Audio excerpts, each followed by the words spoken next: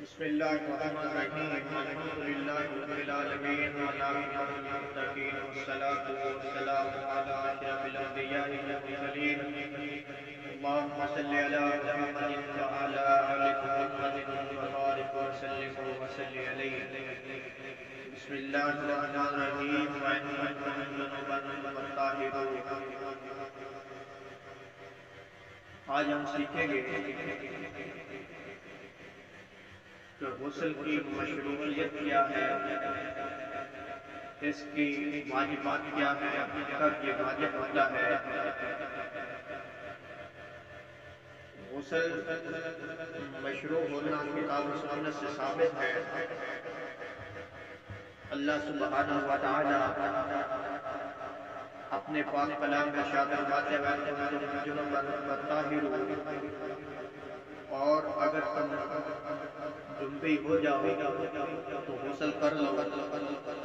دوسرے مقام پہ اللہ رب العالمین فرماتے ہیں وَلَا جُنُبًا إِلَّا عَابِرِي السَّبِيلِ حَتَّىٰ تَغْتَسِلُوا، اور جنابت کی حالت میں بھی نماز کے قریب نہ جاؤ حتیٰ کہ تم غسل کر لو، مگر یہ کہ راہ چلتے مسافر ہو، اگر نماز کے قریب سے گزر رہے ہو وہی راستہ ہے تو شریعت اجازت دیتی ہے۔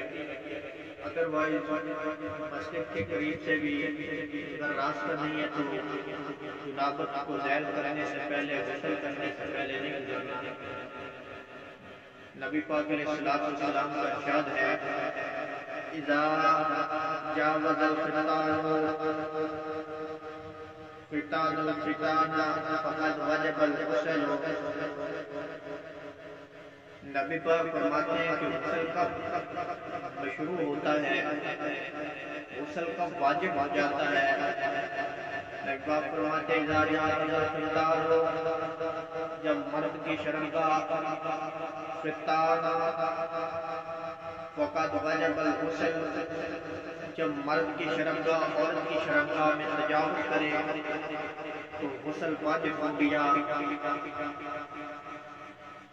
غسل کو سب سے پہلے واجب کرنے والے عمل کون سے ہیں؟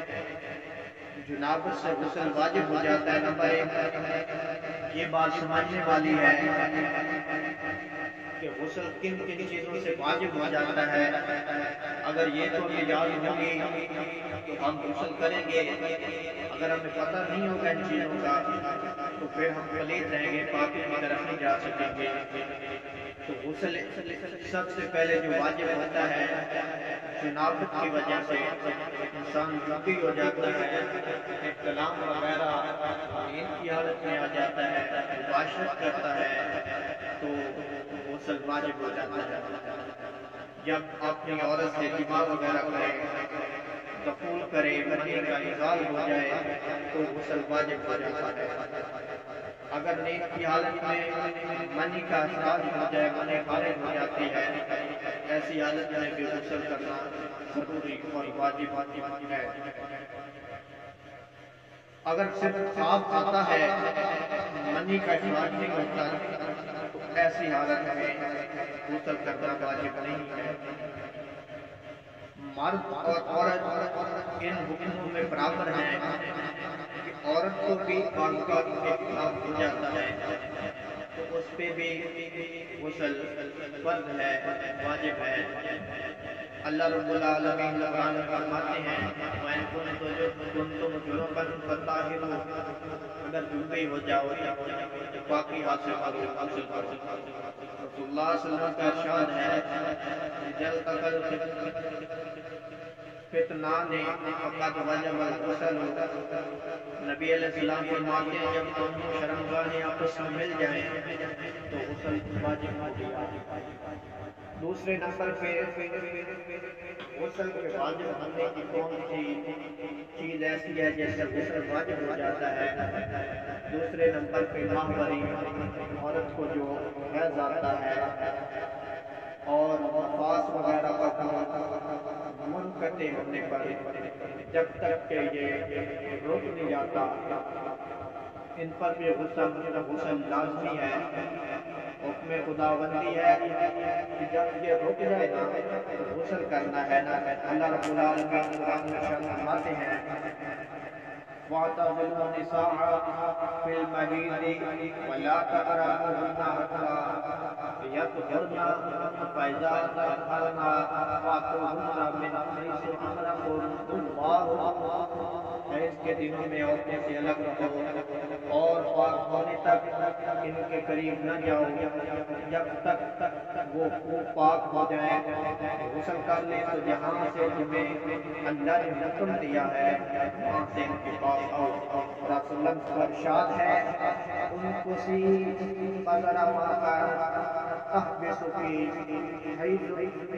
حیضت کی من تصلی وسلی، جتنے دن تجھے حیض آتا تھا اتنے دن ٹھہری رہی پھر غسل کر اور نماز پڑھ۔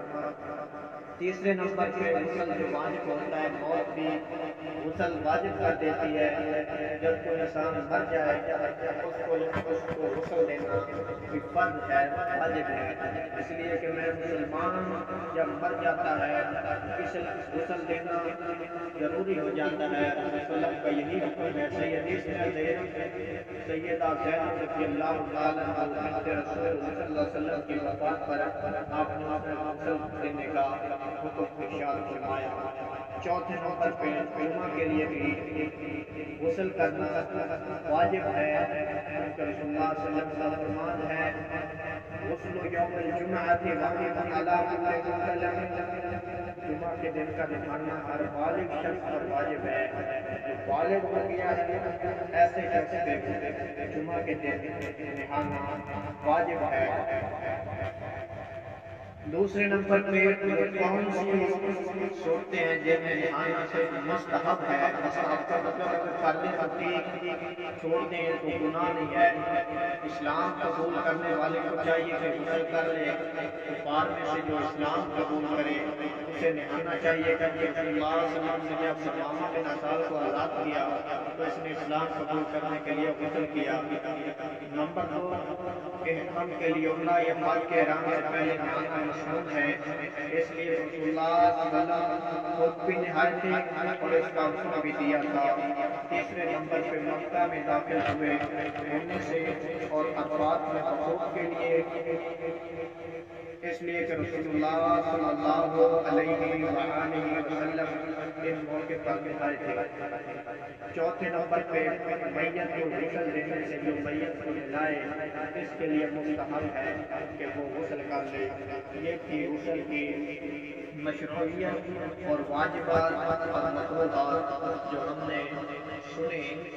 اللہ رب العالمین ہم کو ان پر عمل کرنے کی توفیق نصیب فرمائے، قرآن حدیث کے مطابق زندگی بسر کر کے آخرت بہتر بنانے کی توفیق عطا فرمائے۔